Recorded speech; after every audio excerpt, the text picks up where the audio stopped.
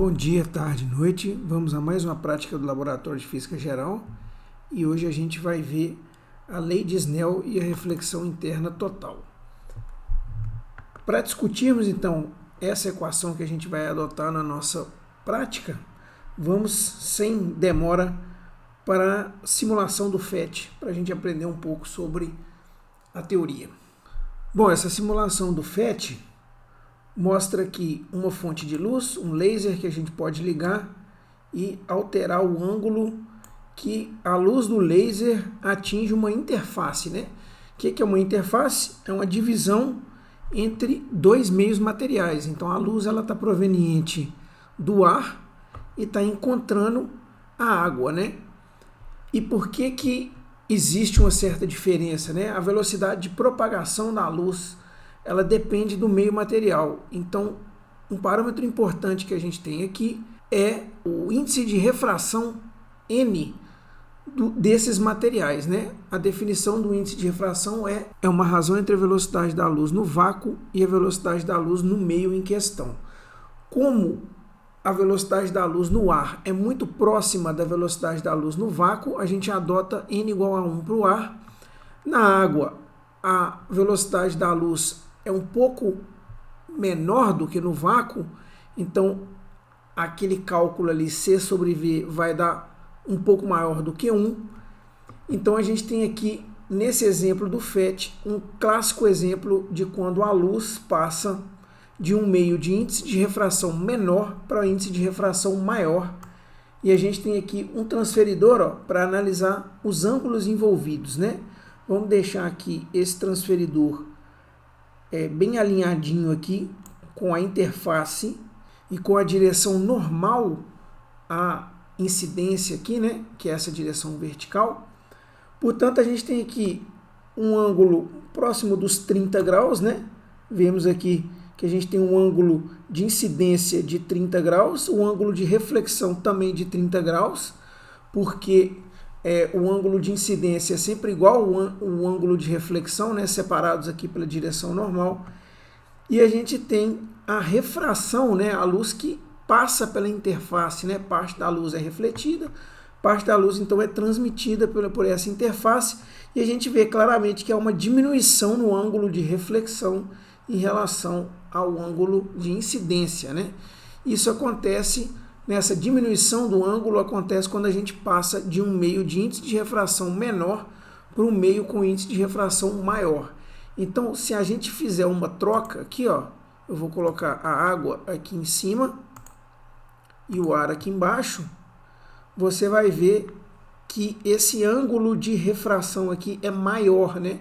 Então, quando a gente está passando de um meio de índice de refração maior para um menor, né, que é o oposto daquele primeiro caso, você tem um aumento do ângulo de refração aqui, ó. Baseado nisso, existe a lei de Snell, que estava descrita lá no começo da nossa apresentação. Vamos passar para lá. Então, essa aqui é a lei de Snell, ó. Ela diz que N1 vezes o seno de θ1, onde N1 é o índice de refração do meio no qual a luz está percorrendo antes de encontrar a interface, e θ1 é o ângulo de incidência. Então, N2 é o meio material após a refração e o θ2 é o ângulo de refração. Então, a lei de Snell atesta que N1 seno de θ1 deve ser igual a N2 seno de θ2, baseado nessa teoria que a gente acabou de estudar. Na nossa prática, o que vai acontecer?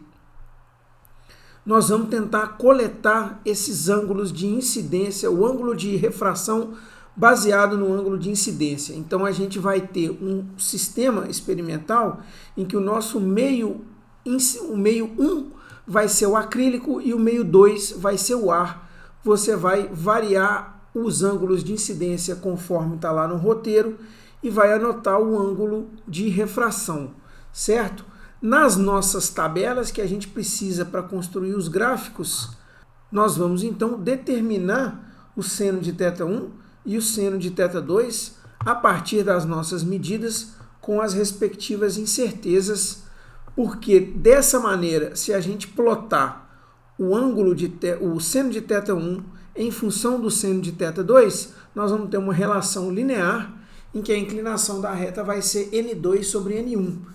E se a luz está proveniente do acrílico, N1 será o índice de refração do acrílico e N2 será o índice de refração do ar, que a gente conhece e vai adotar como 1.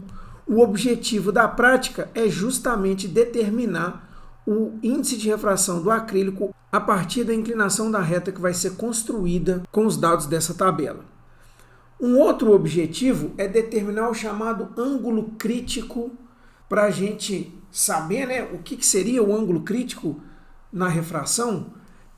Vamos voltar lá na nossa simulação do FET. Bom, voltamos aqui para o FET e a gente consegue ver então uma situação em que a luz está passando do meio que o índice de refração é maior para um meio de menor índice de refração da água aqui para o ar, né? O ângulo crítico vai ser o último ângulo que a gente consegue visualizar no qual ocorre a refração. Por que isso acontece?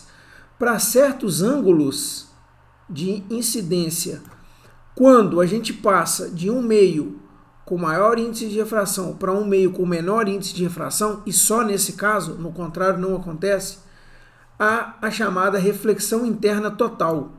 Então olha o que está acontecendo, ó. Nós estamos num ângulo aqui em que só está tendo reflexão, o ângulo de incidência é, como sempre, igual ao ângulo de reflexão, né? Aqui a gente tem aqui perto de 40 graus, porém não está acontecendo a refração, desculpa. Está acontecendo aqui nessa situação chamada reflexão interna total. Aqui, reparem que aqui ainda estava acontecendo a refração, né? Porque à medida que eu aumento o ângulo de incidência, o ângulo de refração ele vai aumentar também junto. E isso só acontece quando a luz passa de um meio com maior índice de refração para um meio com menor índice de refração. E aí chega um momento que não dá mais para esse ângulo aumentar. Esse ângulo vai para o valor de 90 graus. E se ele tivesse que aumentar mais, aí você está de volta dentro do material, que isso não acontece, né? O que acontece é a reflexão interna total, né? O último ângulo para o qual existe a refração é o ângulo de 90 graus, e o chamado ângulo crítico é o ângulo de incidência para o qual a refração ocorre com 90 graus.